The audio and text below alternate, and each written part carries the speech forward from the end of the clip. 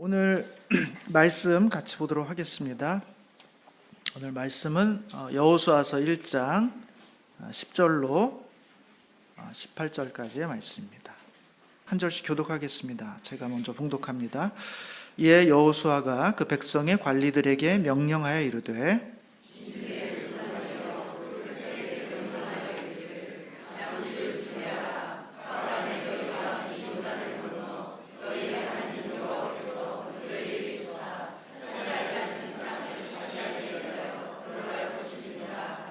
여호수아가 또 르우벤 지파와 갓 지파와 므낫세 반 지파에게 말하여 이르되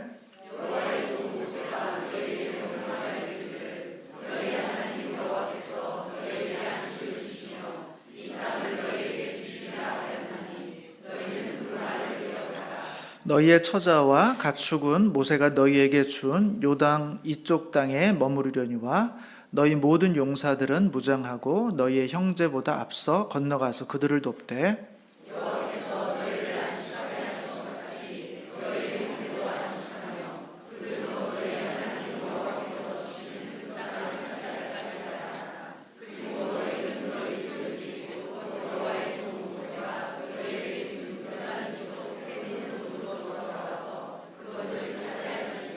그들이 여호수아에게 대답하여 이르되 당신이 우리에게 명령하신 것은 우리가 다 행할 것이요 당신이 우리를 보내시는 곳에는 우리가 가리이다.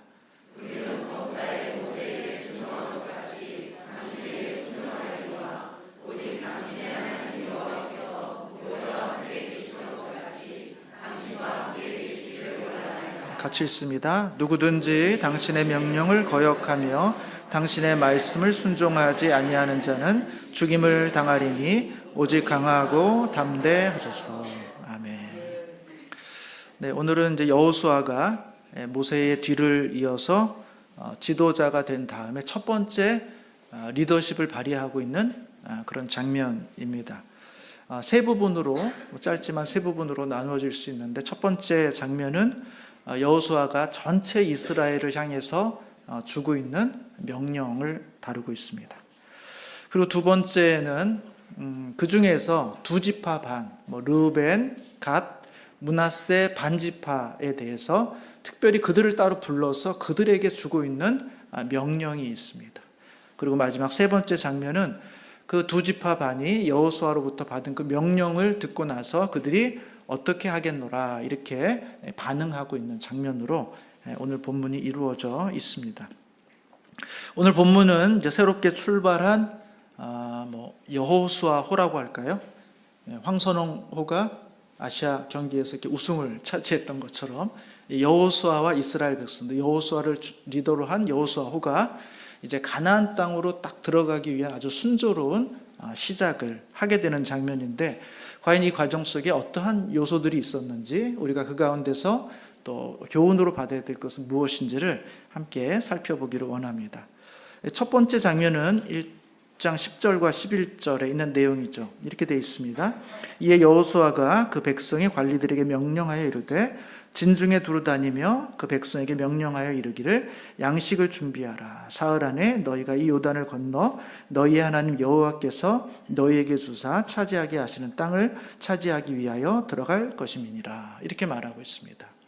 또 아마 여호수아가 각 지파의 지휘관들을 불렀겠죠. 불러서 이제 곧 사흘 안에 우리가 가나안 땅으로 들어가게 될 텐데 너희들은 양식을 준비해라. 이렇게 명령을 딱 한 겁니다.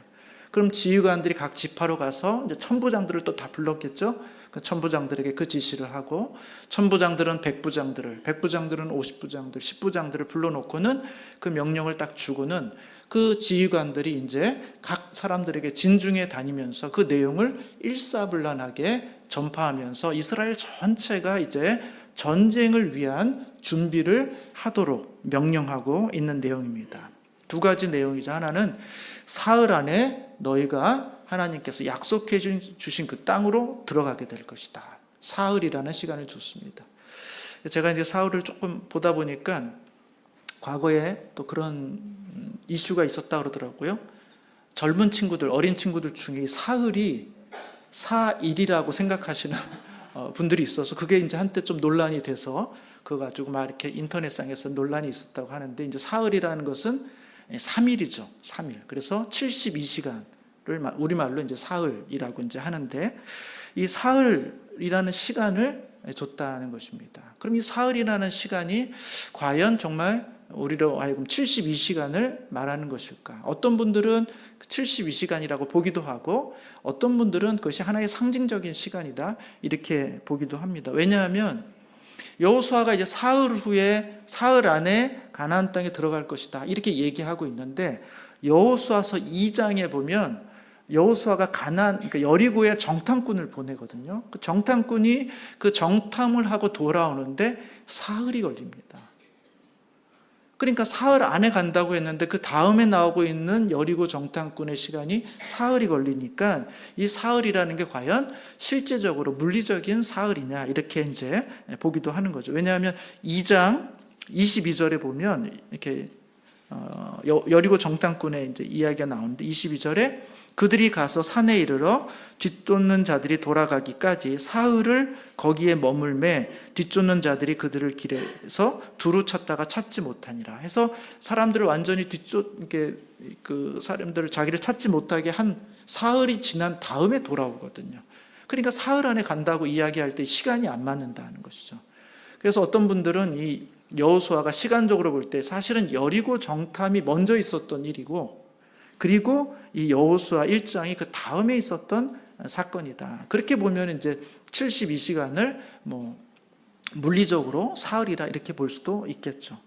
또 다른 측면에서 본다면 이 사흘이라는 것은 대략적인 시간이라는 것입니다. 우리가 사흘의 시간을 줄게 딱 이럴 때 그럼 72시간만 딱 주는 게 아니라, 그 사흘의 시간이라는 시간은 우리가 무엇인가를 긴장감을 가지고 준비할 수 있는 시간, 그것을 관용적으로 사흘이다 이렇게 표현하기도 한다는 것입니다.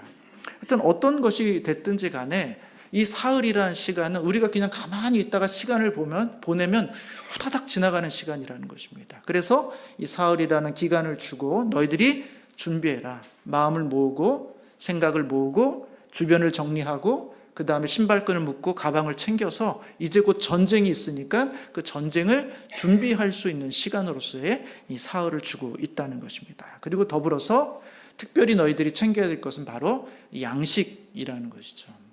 전쟁을 치르게 되면 그 시간이 얼마가 될지, 얼마나 우리가 숨어 있어야 될지, 기다려야 될지, 전쟁 중에 도시락을 챙겨 먹을 수는 없으니까, 물자가 공급될 가능성이 없을 수 있으니까 너희들이 너희 스스로 생존할 수 있도록 양식을 미리 잘 챙겨놔서 전쟁을 준비하라 이렇게 명령하고 있습니다. 이것이 이제 첫 번째 내용입니다. 두 번째 장면, 여호수아는 전체에겐 이렇게 명령을 주고 나서 특별히 두 지파 반을 따로 불러 모읍니다. 루벤, 갓, 그 다음에 므낫세 반 지파를 부르죠. 12절에 보시면 여호수아가 또 루벤 지파와 갓 지파와 므낫세 반 지파에게 말하여 이르되, 왜 이 두 지파 반만 따로 불렀을까요? 특별히 이 두 지파 반을 사랑하기 때문일까요? 그런 건 아닙니다. 사실은 배경을 알려면 민수기 32장을 조금 보셔야 돼요. 이 두 지파 반과 이 가나안 정복과 관련해서는 약간의 히스토리가 있습니다. 32장에 한번 잠깐 보시겠습니다. 민수기 32장 제가 한번 읽어드리겠습니다. 루벤 자손과 갓 자손은 심히 많은 가축들을 가졌더라. 그들이 야셀 땅과 길르앗 땅을 본즉 그것은 목축할 만한 장소인지라. 그러니까 요단강을 건너기 전에 요단 동편에 있는 땅까지 왔는데 거기를 정복하고 나니까 르벤 자손과 갓 자손이 볼 때 그들은 가축이 많았는데 여기가 가축 기르기에는 너무 좋은 땅이라는 사실을 알게 됩니다. 그래서 이 르벤과 갓 지파가 모세에게 요청을 합니다. 어떻게 요청하냐 하면 4절에 보시면 곧 여호와께서 이스라엘 회중 앞에서 쳐서 멸하신 땅은 목축할 만한 장소요 당신의 종들에게는 가축이 있나이다. 또 이르되 우리가 만일 당신에게 은혜를 입었으면 이 땅을 당신의 종들에게 그들의 소유로 주시고 우리에게 요단강을 건너지 않게 하소서. 이렇게 말하는 거예요. 그러니까 요단을 건너서 전쟁을 해야 되는데 이 두 지파가 자기는 이 땅, 요단을 건너기 전에 이 땅, 요단 동편에 있는 땅이 너무 좋고 가축도 많고 있으니까 먼저 선점을 하는 거예요. 이 땅을 우리에게 달라는 겁니다. 그러면 우리가 요단을 건너지 않아도 되지 않겠는가 이렇게 요청을 하는 것입니다. 그러니까 모세가 이 이야기를 듣고는 이제 분노하게 되는 겁니다. 6절에 보시면 모세가 갓 자손과 르우벤 자손에게 이르되 너희 형제들은 싸우러 가거늘 너희는 여기 앉아 있고자 하느냐. 지금 나머지 10개 지파는 나가서 전쟁을 해야 되는데 곧 전쟁을 앞두고 있는데 너희 두 지파는 이 땅이 좋다고 이 땅을 달라고 하는데, 그래서 요단강을 건너지 않게 해달라고 하는데 그게 말이 되냐는 것입니다. 그것이 한 형제로서 그렇게 할 수 있냐는 것입니다. 그렇게 하면서 화를 내요. 그리고 7절에 보면 더 큰 문제가 있는데 너희가 어찌하여 이스라엘 자손에게 낙심하게 하여서 여호와께서 그들에게 주신 땅으로 건너갈 수 없게 하려느냐. 이 두 지파 사람들이 자기의 이익을 먼저 취함으로 인해서 자신들은 여기에 머물러 앉아서 우리는 전쟁에 나가지 않아도 된다 이렇게 요구하고 있으니까 그 이야기를 들을 때 이 나머지 10개 지파가 얼마나 힘들고 사기가 떨어지고 너희들을 향해서 분열되는 그런 생각들을 갖게 되겠느냐, 이렇게 모세가 지적하는 거죠. 이게 왜 큰 문제냐 하면 과거에 가데스 바네아에서도 정탐꾼들이 가나안 땅을 보고 와서는 못 들어가겠다고 이야기한 겁니다. 무섭다는 거예요. 전쟁을 치를 수 없다는 것입니다. 그게 하나의 문제가 돼서 광야에서 40년의 시간을 보냈는데 지금 이제 가나안 땅을 정복하고 바로 그 코앞에 와 있는데 이 두 지파가 자기의 욕심 때문에 전쟁을 치르지 않겠다라고 이야기를 하니까 모세는 그때의 사건이 다시 기억이 나는 것입니다. 너희들로 하여금 이스라엘 백성들을 낙심케 해서 또 그때처럼 우리가 하나님께 불순종해서 하나님께 진노와 재앙을 받으려고 하느냐라고 이들을 책망하고 있는 장면이에요.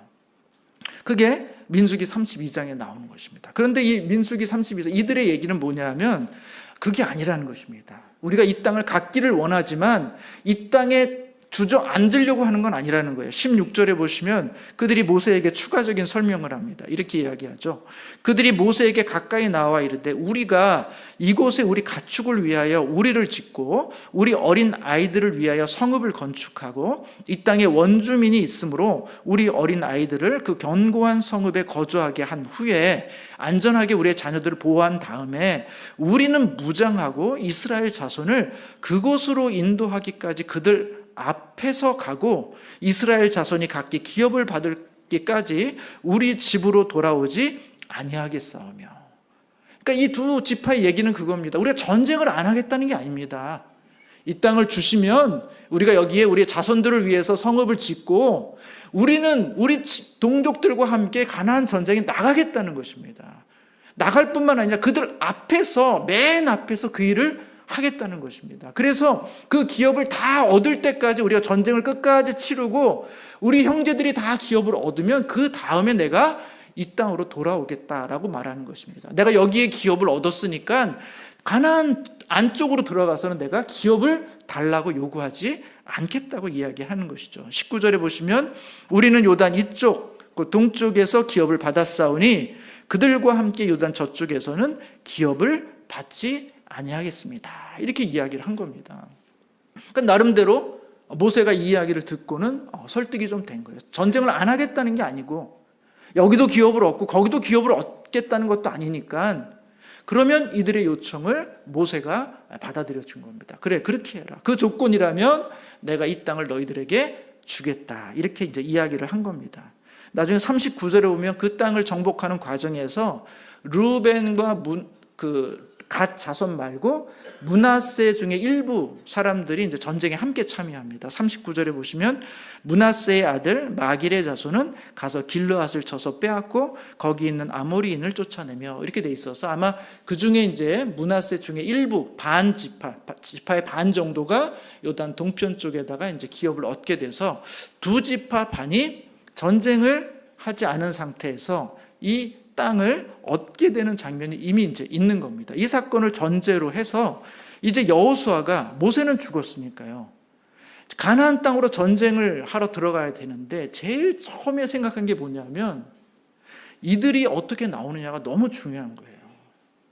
이 두 지파 반이 먼저 기업을 얻었는데 먼저 자기의 땅을 확보했는데 옛날에 모세와 약속한 대로 그대로 전쟁에 나가주면 좋은데 만약에 이들이 생각이 바뀌거나 태도가 바뀌게 되면 큰 문제가 발생하는 거예요.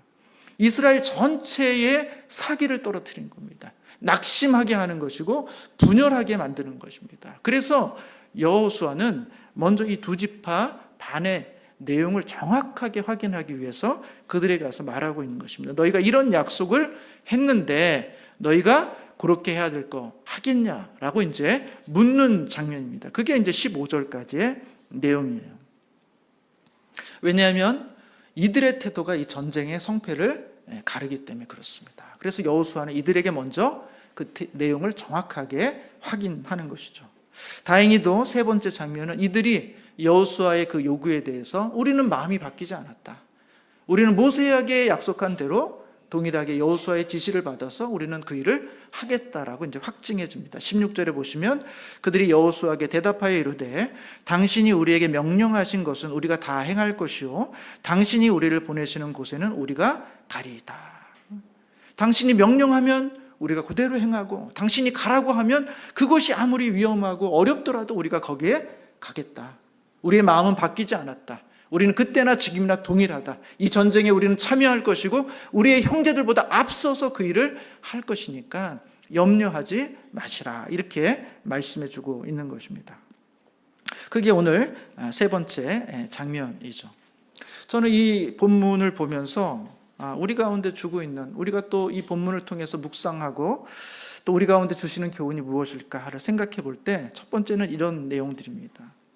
새로운 시대를 열기 위해서는 이스라엘 백성 전체가 전쟁을 준비해야 한다는 것입니다. 전쟁은 소수의 사람만 준비하는 게 아니라는 거예요. 일부 그 전쟁을 통해서 많은 유익을 얻을 수 있는 사람들만이 준비하는 게 아니라 이 전쟁은 모든 백성들이 함께 참여해야 되는 전쟁이라는 거예요. 지도자 몇 사람의 땅과 몇 사람의 부를 만들어주기 위한 전쟁이 아니에요. 모든 백성들이 들어가서 자기의 기업을 얻게 되고 자기 가족의 기업을 얻게 되는 것이고 자기 가축을 키울 수 있는 곳을 얻게 되는 것이고 대대손손이 물려줄 수 있는 땅, 자기의 이름으로 된 그 땅을 얻기 위한 전쟁이라는 것입니다. 모두의 전쟁이에요. 전체의 전쟁이라는 것입니다. 따라서 이 전쟁은 모든 사람들이 다 함께 준비해야 되는 전쟁이라는 것입니다. 그래서 여호수아는 이스라엘 백성들에게 지휘관들을 불러서 말하는 거예요. 이제 전쟁을 할 테다. 사흘 안에 우리가 가나안 땅으로 들어가게 될 텐데 너희 모두는 전쟁을 준비하고 마음을 새롭게 하고 무엇보다 양식을 잘 챙겨서 전쟁을 언제든지 시작하려고 할 때 우리가 준비되어 있지 못했노라고 말하지 못하도록 잘 너의 마음과 생각과 조건들을 만들어 놓으라. 이렇게 말씀해 주고 있는 거예요. 여러분, 이것이 사실 필요했던 이유는 여호수아가 이렇게 등장하기 전까지 그 이전까지 이스라엘 백성들은 사실은 조금 느슨한 상태로 머물러 있는 그런 장면들을 보게 됩니다. 왜냐하면 신명기 34장 바로 앞에 신명기 34장 8절에 보면 모세가 죽고 나서 그들이 어떻게 행동을 하냐면 34장 8절에 보시면 이스라엘 자손이 모압 평지에서 모세를 위하여 애곡하는 기간이 끝나도록 모세를 위하여 30일을 애곡했다. 이렇게 되어 있습니다. 그러니까 모세의 장례를 치르는데 30일의 시간들을 보낸 거예요. 아마 애굽에 있는 그래서 큰 사람, 위대한 사람의 장례는 굉장히 길게 아마 치러졌던 것 같은데 이 모세도 위대한 사람이고 이스라엘 백성들이 갖고 있었던 모든 힘을 다 들여서 이 모세의 장례의 기간으로 30일을 잡은 것 같습니다. 여러분, 그 시간 동안 이스라엘 백성들은 어땠을까요?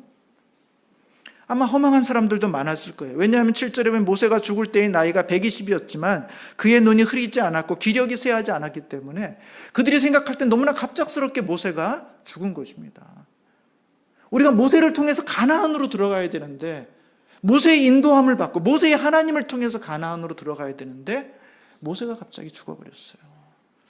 백성들이 갖게 되는 절망, 좌절, 슬픔. 여러분, 30일 동안 계속해서 그런 애도의 시간을 갖게 되었을 때 사람들의 마음이 어떻겠습니까? 깊은 절망과 좌절 속에, 무기력 속에 과연 우리는 이제 희망이 있는가? 우리는 가나안 땅으로 들어갈 수 있을까? 우리가 다시 애굽으로 돌아갈 수도 없는데 과연 우리는 생존할 수 있을까? 두려움과 긴장과 느슨함, 이런 것들이 다 몰려있는 때 가나안 정복을 위해서 하나님께서 하셔야 될 첫 번째 일은 이들의 분위기를 전환시키는 거예요. 느슨했던 사람들의 마음을 확 잡아당기는 것입니다. 전쟁을 치르는 군사가 가방에 촘촘히 필요한 장비를 다 챙기고 나중에 앉아가지고 전투화 끈을 꼭 매면서 풀려지지 않도록 먼 길을, 중요한 여행, 중요한 전쟁을 치르기 위해서 그렇게 마음을 딱 모으듯이 이 백성들의 마음을 느슨해지고 약해지고 무력해진 이 마음들을 쫙 다시 끌어모을 수 있는 하나님의 분위기 전환이 필요했어요. 하나님은 조속히 애도의 기간을 끝내고 나서 여호수아를 지도자로 세웁니다. 그리고 이 여호수아에게 모세에게 주었던 약속을 그대로 보장해 줍니다. 그리고 여호수아를 향해서 너는 강하고 담대하라. 아직 모세의 능력이 너한테 나타나진 않았지만 내가 너와 함께 해줄 것이니까 너는 두려워하지 말고 담대함을 가지고 이 백성을 이끌고 가나안으로 들어가라. 그렇게 말씀해 주고 있는 거예요. 그리고 그 명령을 받은, 그 격려를 받은 이 여호수아가 첫 번째로 이스라엘 백성들 앞에 서서 첫 번째 명령, 온 이스라엘은 전쟁을 준비해라. 사흘 안에 우리는 가나안으로 갑니다. 양식을 준비하십시오. 제가 여호수아서를 몇 차례 이제 여호수아를 언제부터 하겠습니다 이런 말씀을 드렸는데 사실 올 초부터 제가 여호수아를 할 생각이 있었던 건 아닙니다. 제가 여호수아를 본문으로 잡아서 설교를 해야 되겠다라고 생각한 것은 사실 그렇게 오래되진 않았습니다. 제가 왜 여호수아를 생각했냐 하면 올 초에 저희가 재직 세미나를 할 때 외부에서 목사님을 모시고 말씀을 들었는데 그분이 민수기의 말씀을 가지고 재직 세미나를 하셨어요. 민수기 전체를 통해서 이스라엘을 군대로 만드시는 하나님의 내용들, 조직을 갖추는 내용들을 쭉 설명해 주셨는데 저한테 큰 감동이 있었습니다. 아, 그렇구나. 민수기는 하나님의 군대를 만들어가는 것이구나. 그리고 나서 올해 또 매일 성경 저희가 큐티를 하는데 그 매일 성경 본문이 민수기 본문이었어요. 36장까지 있는데 그것을 조금씩 막 수개월에 걸쳐서 민수기를 우리 성도님들이 함께 받고 저는 그 내용을 묵상했고 또 때로는 성도님들에게 설교하기도 했었습니다. 그러면서 제 마음속에 우리 안에 그런 약간의 아픔이, 제 안에 그런 슬픔이 있었어요. 뭐냐 하면 마치 우리의 모습이 광야의 40년을 보내고 있는 그런 이스라엘의 모습과 이렇게 비슷하게 비춰지는 것처럼 느껴졌어요. 40년이 지나서 부추기 움직이고 행동하는데 그 광야를 벗어나지 못하는, 뭔가 조금 나아지는 것 같지만 다시 원래의 자리로 돌아오고 나아지는 것 같지만 다시 원래의 자리로 돌아오는 그런 광야의 40년을 보내고 있는 이 이스라엘의 모습을 보면서 저는 우리도 어쩌면 이제 우리는 가나안 땅으로 가야 되는데 약속의 땅이 저 앞에 있는데 그 앞으로 가지 못하고 우리도 계속해서 이 광야의 시대를 보내고 있는 것 같은 그런 아픔과 슬픔이 제 안에 좀 있었습니다. 그러면서 제 마음속에 그런 기대와 소망을 가지고 기도하게 됐어요. 하나님, 우리 선울교회가 이제 광야의 시대에 더 이상 이 광야 40년의 시간에 머물러 있지 않기를 원합니다. 하나님, 우리로 하여금 가나안으로 나아갈 수 있는, 광야의 시대가 아니라 가나안의 시대로 나아갈 수 있는 그런 돌파구, 그런 은혜, 주님 우리 가운데 그런 거 주셨으면 좋겠습니다 하는 소망을 가지고 기도하게 됐습니다. 그리고 기도하는 중에 그래, 가나안으로 가는 그 역사, 그게 바로 여호수아서 아니겠습니까?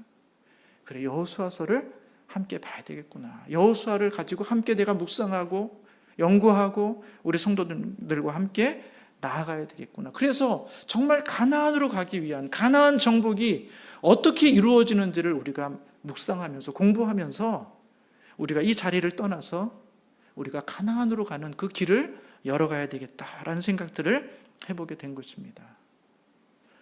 여러분, 오늘 여호수아는 첫 자신의 명령, 백성들을 향한 첫 명령을 향해서 전쟁을 준비하라는 것입니다.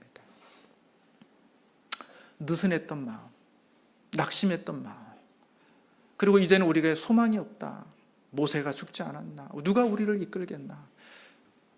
한 걸음 더 나아가지 못하고 그저 여기에 주저앉는 거, 그냥 생존하는 것조차도 그렇게 쉽지 않은 그런 시대를 넘어서 이제는 전쟁을 치르는 그런 시대로 나아가기 위해서 제일 먼저 우리가 품어야 될 마음은 전쟁을 앞두고 있는 자의 마음이다.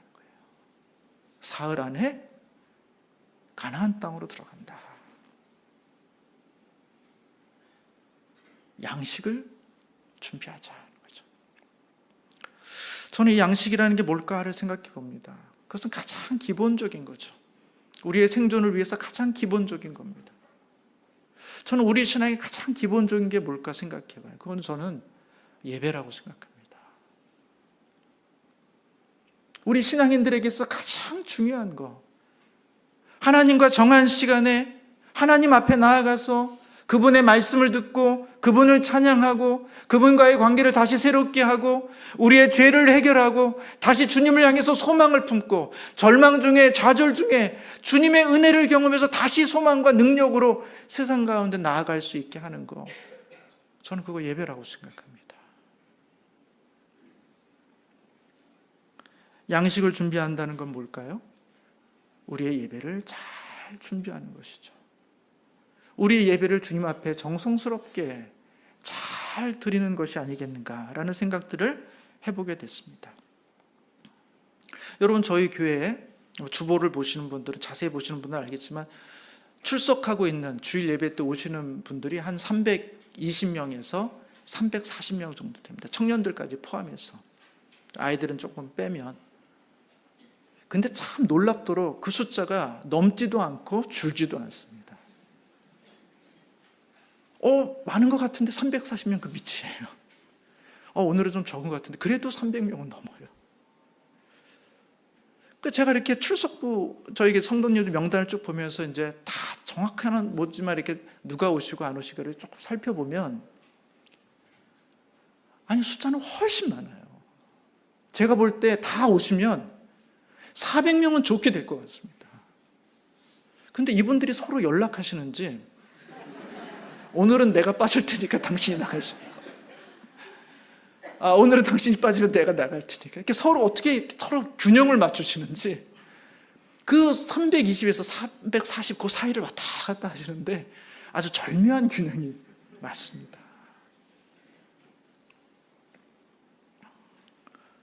저희가 전쟁을 치르기 위해서 제가 우리 성도님들한테 기대하고 소망하는 것은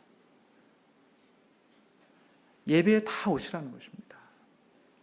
현장 예배에 꾸준히 오시라는 거예요. 여러분, 우리가 지난 코로나 시간에 우리가 경험하지 않았습니까? 그저 인터넷으로라도 말씀을 들으면 그게 예배고 그렇게 해도 우리의 신앙이 잘 유지되고 괜찮을 것 같았다라고 생각했지만 우리가 지난 2년의 시간을 통해서 불가피한 상황 속에서 어쩔 수 없다면 모르겠지만 그것이 하나의 일상이 되고 그것이 나의 편리함이 되고 나를 중심으로 움직이는 어떤 그런 편리한 도구처럼 되었을 때 그것이 나의 신앙에 정말 유익했는가? 나는 그때 더 주님 앞에 은혜를 받았는가? 그렇게 주어진 많은 시간들, 자연적으로 주어졌던 그 넉넉한 시간들을 통해서 나는 나의 믿음과 신앙을 더 견고하게 하는 자리로 나아갔는가? 아니면 나의 신앙과 영혼은 점점 피폐해져 갔는가? 우리는 지난 2년여간의 시간을 통해서 너무나 분명하게 우리는 경험했습니다. 현장의 예배가 왜 중요할까? 현장이 다를 게 있습니까? 아니죠. 현장에 와보신 분은 압니다. 다르죠. 저는 우리 성도님들이 매주 이 예배를 소중히 여겨주셨으면 좋겠어요. 여러분, 군대도요, 전쟁을 하려고 하면요, 휴가 보냈던 사람들 다 불러드립니다. 평상시 때는 느슨하게 적절하게 네가 갔다 오고 네가 왔다 갔다 할 수 있죠. 그러나 전쟁을 준비하면 달라지는 거예요. 다 소집하고 함께 다 준비되어 있습니다. 꽉 차게 최대한의 에너지를 낼 수 있도록. 그리고 꽉 찬 사람들을 보면서 우리 안에 이렇게 많은 인원이 함께 한다면, 우리 안에 이런 동료들이 이렇게 많다면 우리가 이 전쟁에서 한번 해볼 수 있지 않을까 하는 기대와 소망을 갖게 되는 거예요. 저는 기도합니다. 우리 성도님들이 저는 400명 올 수 있다고 생각해요. 내가 빠지면 누가 오시겠지? 그리고 안 나오시는 분들이 아니에요. 한 달에 한 번이든 두 달에 한 번이든 한 달에 두 번이든 다 나오세요. 그런데 매주 안 나오시는 거예요. 서로 아주 절묘하게 맞춰서 합니다. 여러분, 전쟁을 위한 준비는 뭘까요? 우리 모든 사람들이 나 하나 예외 없이 다 필요하다. 작은 손 하나라도 도움이 필요하다. 전쟁을 준비한다는 것은 모든 사람들이 제자리에 딱 자리에 있어서 언제든지 우리가 전쟁을 치러야 되는 순간 마음을 합해서 한 마음으로 싹 움직일 수 있을 때, 그렇게 준비되어 있는 상태, 그것이 바로 전쟁을 위한 준비라는 것입니다. 사랑하는 성도 여러분, 저는 우리 성도님들이 주의를 소중히 여겨주셨으면 좋겠어요. 전쟁을 준비하는 마음으로 적어도 주일은 내가 하나님께 정한 이 시간은 절대로 놓치지 않겠다. 목사님, 그래도 불가피하게 어쩔 수 없는 시간들 있습니다. 인정합니다. 1년에 3번 드리겠습니다.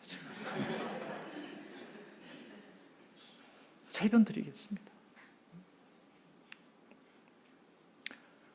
저 생각해 보세요. 이 공간에 지금도 2부 때는 많이 계십니다만 1부나 3부까지 우리가 꽉 채워져 있다면 여러분, 우리의 마음이 달라집니다. 우리가 지금 힘을 모으고 있구나. 우리가 지금 전쟁을 준비하고 있구나.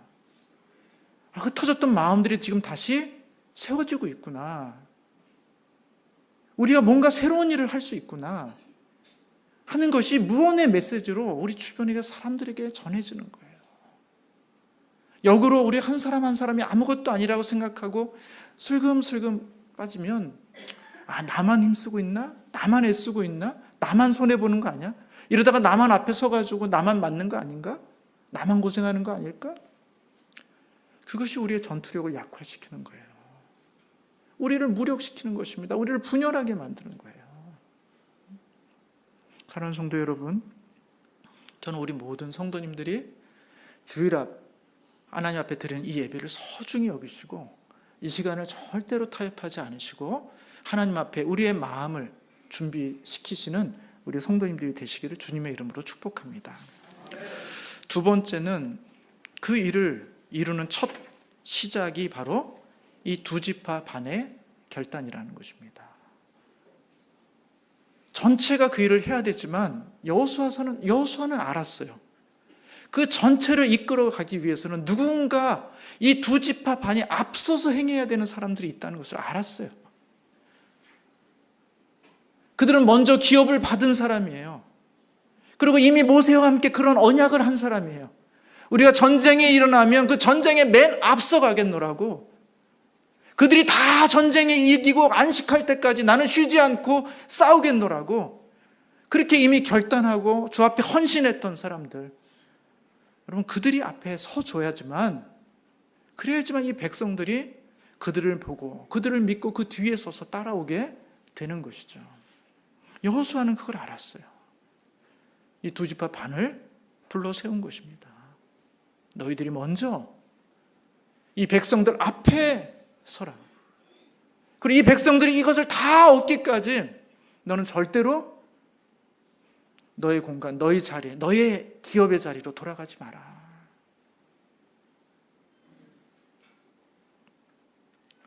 저는 오늘 이 예배 공간 가운데 만약에 여호수아가 갑자기 딱 등장한다면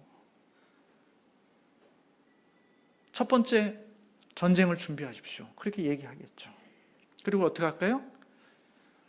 우리 다른 분들은 돌아가시고 재직과 중직들만 남아주십시오. 그렇게 하겠죠. 그러면 재직과 중직들이 남겠죠. 그때 이 여호수아는 아마 재직과 중직들에게 이 이야기를 할 겁니다. 왜요? 재직과 중직들은 어떤 분들입니까? 이 공동체의 안식을 위해서 하나님 나라의 일을 위해서 이미 우리가 받은 은혜를 우리가 기억해서 하나님의 나라를 위해서 우리가 먼저 그렇게 헌신하겠노라고 결심했던 사람. 사람들 앞에 그런 사람으로서 우리에게 인정된 자로 세워진 사람들. 그런 분들이기 때문에 아마 재직과 중직들이 여기에 남아서 아마 여호수아에게 이 두 번째 명령의 말씀을 듣게 되겠죠. 여호수아는 말하고 있는 것입니다. 전체가 일사분란하게 움직이려면 제일 중요한 것은 바로 재직과 중직입니다. 당신들이 앞에 서주지 않으면 이 전쟁은 이길 수가 없습니다. 당신이 이 백성들의 안식을 위해서 먼저 희생하려는 마음이 없으면 이 전쟁은 이길 수가 없습니다. 그렇게 여호수아는 아마 우리의 중직과 재직들을 향해서 말씀해주고 있겠죠. 사랑하는 성도 여러분, 저는 우리 중직들, 우리 재직분들이 먼저 예배의 자리를 지켜주셔야 된다고 생각해요.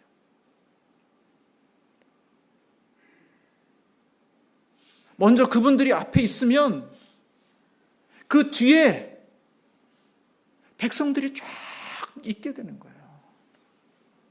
근데 그분들이 없으면 백성들이 흔들리는 것입니다. 처음에 나왔다고 예배 드렸는데 보니까 이렇게 열심히, 이렇게 나만 그렇게 하지 않아도 앞에 세워진 사람도 그 앞에 서 있지 않다면 우리의 마음이 흔들릴 수밖에 없는 것이죠.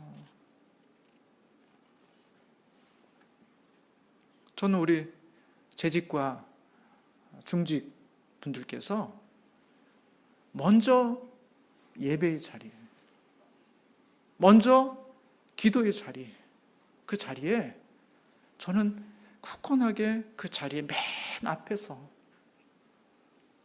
서주시는 그런 결단과 은혜가 없으면 이 전쟁은 승리할 수 없다고 생각합니다. 이 전쟁은 이길 수 없는 전쟁이에요.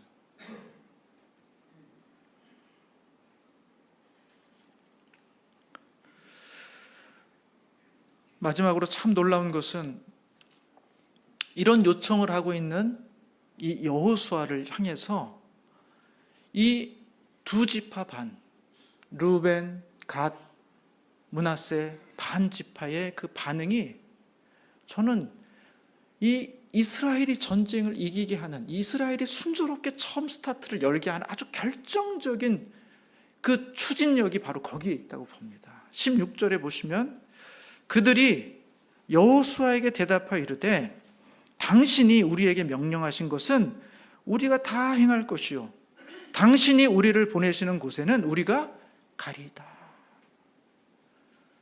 여러분, 여호수아에게 모세와 같은 권위가 아직 있지 않아요. 그는 모세의 수종자에 불과했고 이제 처음 이렇게 하나님 앞에 세워져서 그 리더십이 어떤지 아직 확인도 되지 않은 이제 첫 번째 명령, 첫 번째 리더십을 발휘하려고 하는 순간이에요. 거기 무슨 권위가 있고 무슨 거기에 어떤 힘이 실리겠습니까? 너무 잘 아시니까 하나님께서 이 여호수아를 세울 때 강하고 담대하라. 강하고 담대하라. 왜 그러겠습니까? 강할 수 없으니까요. 담대할 수 없으니까요. 여호수아는 검증된 게 없으니까요. 여호수아는 모세가 아니니까요. 얼마나 두려웠겠습니까? 얼마나 긴장됐겠어요. 내가 이렇게 하나님의 명령을 받아서 이들에게 전해도 당신이 뭔데? 당신이 모세인가? 당신이 무슨 실력이 있어? 검증된 게 있어? 라고 이야기하고 이 여호수아의 이야기를 무시해버리고 이 두 지파반이 그건 그때 생각이고 지금은 좀 달라졌다고, 우리의 형편이 좀 많이 나아졌다고, 달라졌다고, 화장실을 들어갈 때야 나올 때야 생각이 다른 것처럼 지금 우리의 마음이 조금 다르다고. 가긴 가겠지만 우리가 굳이 앞에서 설 이유까지 있냐고. 만약에 그들이 그런 반응으로 여호수아를 대했다면 이 전쟁은 끝난 것입니다. 그런데 그들은 그렇게 하지 않았어요. 당신이 우리에게 명령하신 것은 우리가 다 행하겠다는 것입니다. 당신이 명령하는 것은 우리가 다 행하겠다는 거예요. 당신이 어디를 가라고 하면 그것이 위험해 보이고 그것이 힘들어 보이고 그것이 나를 위태롭게 만드는 것처럼 보일지라도 내가 그대로 행하겠다는 거예요. 내가 모세에게 약속한 것은 모세 자신을 걸고 한 게 아니라 모세 뒤에 있는 하나님을 믿고 내가 서원했던 것처럼 내가 여호수아 당신 뒤에 있는 그 하나님의 이름으로 내가 서원한 그 일을 나는 하겠다는 것입니다. 여러분, 이 두 지파 반의 이 결심이 없이는요, 여호수아는 여호수아일 수 없고 이 가나안 전쟁은 승리할 수 없는 겁니다. 리더십보다 더 중요한 게 뭡니까? 이때는 팔로우십이에요.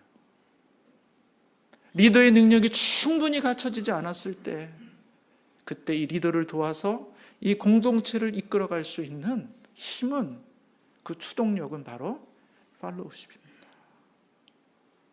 재직과 중직이 중심이 되어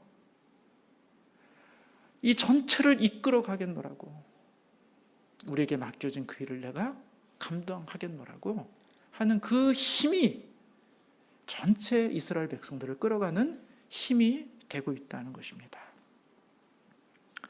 제가 16, 17, 18절을 보면서 참 마음이 흐뭇한 건 뭐냐 하면 이 17절 후반부에 보면 이런 표현이 있어요. 이들이 그냥 그렇게 내가 따르겠습니다 하는 정도가 아니라 17절에 보시면 중간에 오직 당신의 하나님 여호와께서 모세와 함께 계셨던 것 같이 당신과 함께 계시기를 원하나이다. 여호수아의 연약함, 부족함 알고 이들이 그들을 축복하고 있어요. 당신이 왜 모세가 아니냐고 말하지 않고 모세에게 하나님이 함께 하셨던 것처럼 당신에게도 하나님이 함께 해 주시기를 원한다. 축복하고 있습니다. 그리고 18절에 보시면 누구든지 당신의 명령을 거역하며 당신의 말씀을 순종하지 아니하는 자는 죽임을 당하리니, 무슨 얘기입니까? 당신의 편을 들어주겠노라고. 우리가 당신을 지지해 주겠노라고. 우리가 당신을 도와주겠노라고. 당신을 방해하는 사람들이 있다면 그 방해가 당신을 위협하지 못하도록 우리가 당신을 보호해 주겠노라고 그렇게 여호수아를 격려해 주고 있습니다. 그리고 마지막에 오직 강하고 담대하소서. 여러분, 이 강하고 담대한 하나님이 여호수아에게 주신 말씀이에요. 하나님이 여호수아에게 주신 말씀이에요. 그런데 그 이야기를 누가 합니까? 이스라엘 백성들이